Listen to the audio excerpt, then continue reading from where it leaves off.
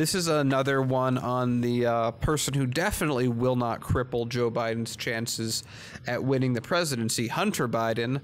So we last time talked about Hunter Biden, and it was bad.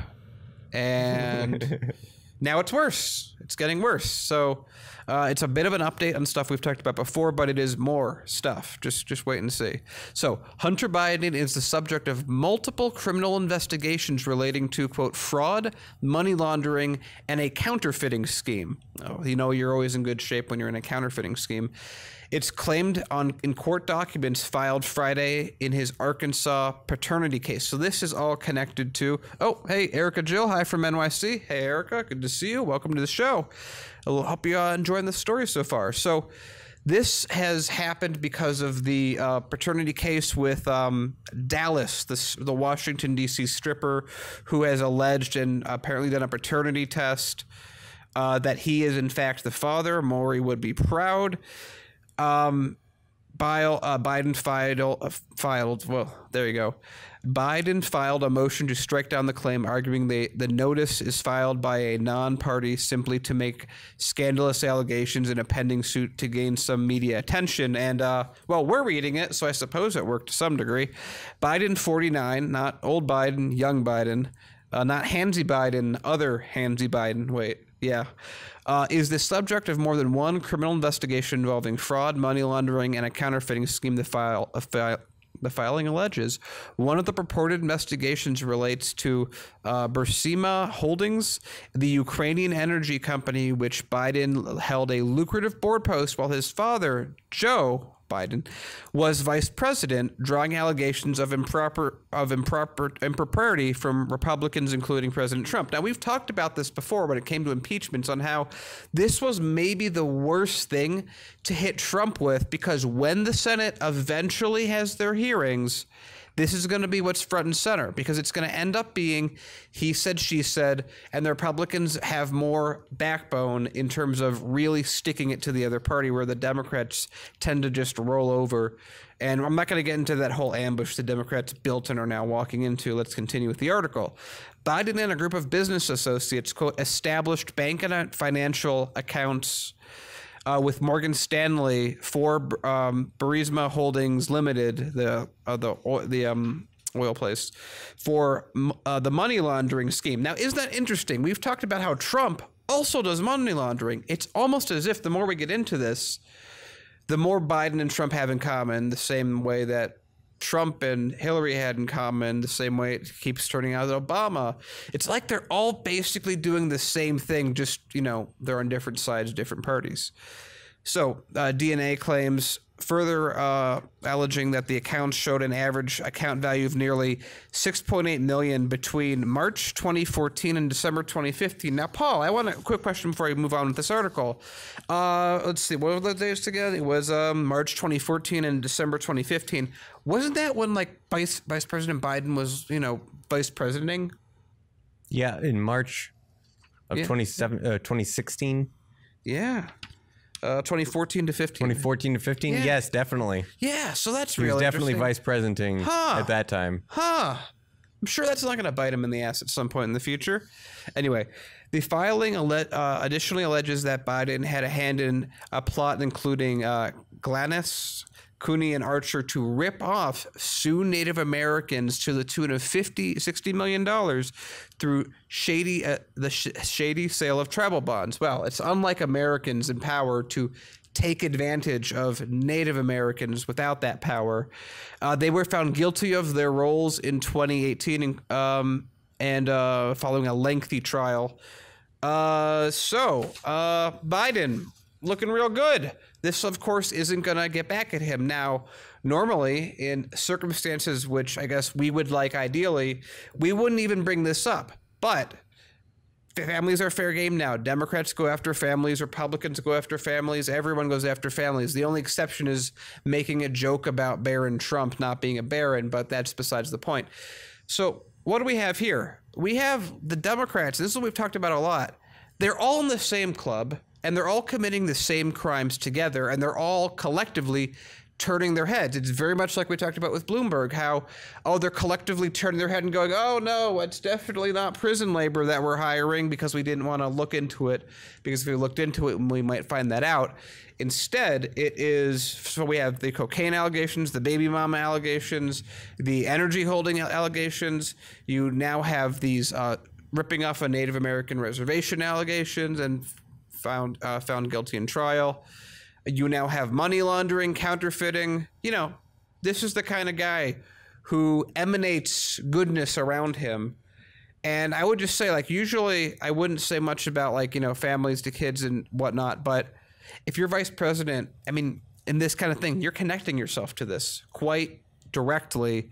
And he's effectively saying, hey, Biden said, I had no idea. Remember, he called that guy fat, said that, hey, no one's talked about this, no one names Biden. Here's an article. It is from the New York Post, and there's a bunch of other places as well.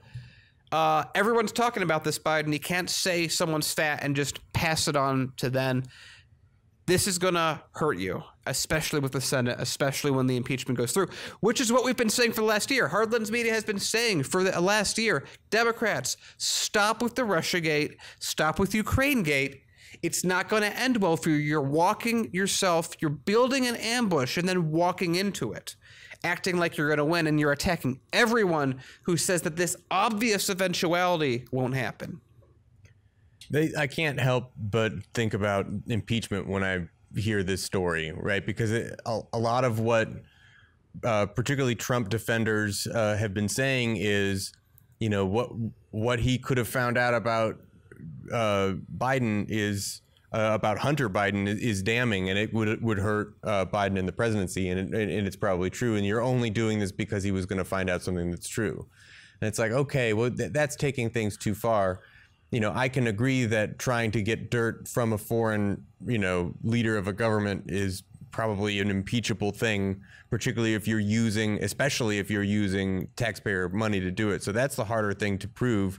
And so a lot of times I'll talk to people, and you just sort of have to make the assumption that, yes, all of that happened, and it is impeachable. And also it doesn't matter what anything was found out from that, because the only thing that matters right now is getting him on the action of the impeachable offense. Let's ignore, and that's part of what it goes, hey, well, I think that's one of the nefarious things about, wow, now all of a sudden impeachment is on the table. It wasn't emoluments clause or anything. Now it's on the table because you want to loudly say this was a wrong thing he did, and don't look at that. Don't look at that stuff. Hunter Biden was didn't come back to Joe when he was vice presidenting. That had nothing to do with it. It's about the action. It's about calling Zelensky. That's what it's about. And that gets me a little riled up, because it's like, well, this is not insignificant. This certainly was corrupt. This certainly is untoward. And then people will say, yes, but it's the we'll deal with that. You're just a Russian, Paul. Yeah, you're getting in the way of the impeachment. Let's just get the impeachment done, and then we can clean up the other corruption stuff. It doesn't matter if this is also corrupt. That doesn't matter. We just got to get the impeachment done. That's the only thing that matters. And it's like, I just don't think that's the only thing that matters. And I hate this.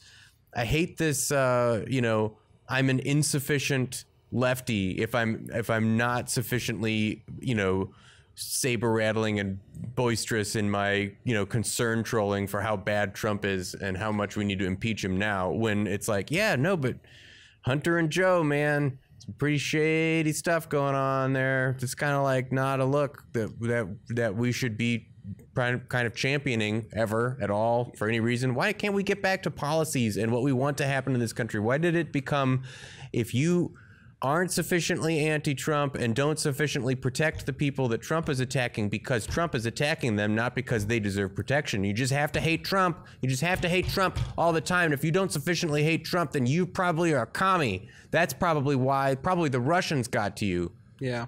So that's the other thing about this, that like our point of view is we're progressive. We want the country to move far left than the Democratic or Republican establishment wants.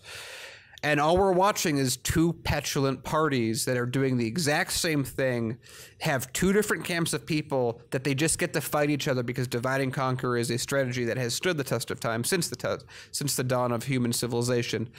And that's all that they're doing, is they are fighting and say, if you don't pick this side, you're on this side. And if they keep people thinking in a very binary way, either Trump is a monster who eats children or Trump is the next savior of mankind, our stance is he's neither of those things. He's a game show host that, through a number of very poorly timed things for the Democrats, became the Republican nominee, partially thanks to Hillary Clinton, but other things as well, in an era where people were looking for someone like him, as they had been conditioned for years to find someone like him who gets into office. And then the Democrats, I think Jimmy Dore says this a lot, they just lose. Many Democrats have just lost their ability to think critically, and they just are seeing red. So those people that are just seeing red are thinking, like Paul said, the only action we can take is to delete Trump from existence, to remove him from office, not thinking that that gives you Pence, not thinking that, hey, we literally have like a year left of his presidency. Why don't we just make the Democratic candidates really good so that they can breeze past Trump and take that office with no issue? Why can't we just do the thing that wins? And it so happens from our point of view that that's because that would require them talking about why they lost. That would require them to talk about Medicare for all, why that would basically give an upper hand to Bernie Sanders. And they would rather win with Trump than lose to Trump than win with a progressive. And so right here, right now, all I see with this impeachment is hypocrisy and people so blinded by their go Seahawks, go sports, go my team. They aren't thinking critically about what they're actually doing because they're so stuck in their own mind. When all that's happening is what's all that's ever happened. And you have a political person on one side and a political person on the other, and they just aren't getting along right now. Even though they will fight in the impeachment crowd, but they will still go out and have drinks with each other afterwards, because that's what's happening. We have a right wing and a left wing, but it's of the same animal, and they both are required to work together to fly, and we need to break that down. What does it matter if Trump goes away if we get Pence? What does it matter to impeach him if it's not going to work? It was never a viable strategy, and it would have never worked. And the Democrats, again, I will say again, are setting up ambushes for themselves and then walking into it and then blaming Russia.